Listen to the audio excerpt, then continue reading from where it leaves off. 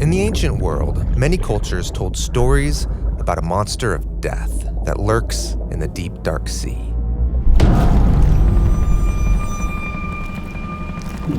In these tales, the dragon and the sea it lives in represent the chaos that threatens to drag creation back into nothingness. The ancient authors of the Bible not only knew about these symbols, they also used them in stories and poems all over the Bible. Really? Dragons in the Bible? Yes. On the first page of the Bible, God brings order by separating the dry land from the chaotic sea, and there he contains the sea dragon. And this monster is connected to that dragon-like snake that confronts Adam and Eve in the garden. A spiritual being using the power of chaos and death to lure humans into their own self-destruction. Biblical authors also use dragon imagery to describe violent human kings, like Pharaoh, who enslaved and murdered the ancient Israelites. Even the famous Goliath, the details of his armor and weapons depict him as a scaly, snaky giant.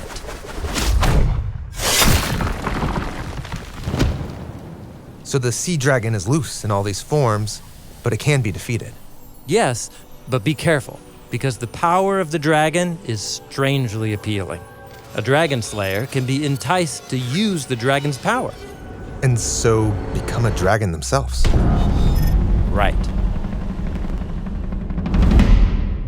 In fact, entire empires can become like dragons. During Israel's exile in Babylon, the prophet Daniel has a dream about 4 monstrous beasts rising up out of the sea. Whoa, mutant dragons? They represent violent kingdoms in league with dark spiritual powers. But then, a new character appears, rising up from the land to sit beside God's throne. And as the dream ends, Daniel sees those monsters destroyed. So who is this dragon slayer? Well, Daniel calls him one like a son of man. The Son of Man. That's what Jesus calls himself. Yes, in fact, the gospel authors depict Jesus confronting the dragon in many ways. Like when he tramples over the stormy sea. Or when he resists the tempter in the wilderness. Or when he overcomes death and sickness in others. And even when the power of the dragon does its best to entice Jesus, Jesus doesn't give in. Jesus resists the dragon in a surprising way. He surrenders his life and willingly enters the belly of the beast.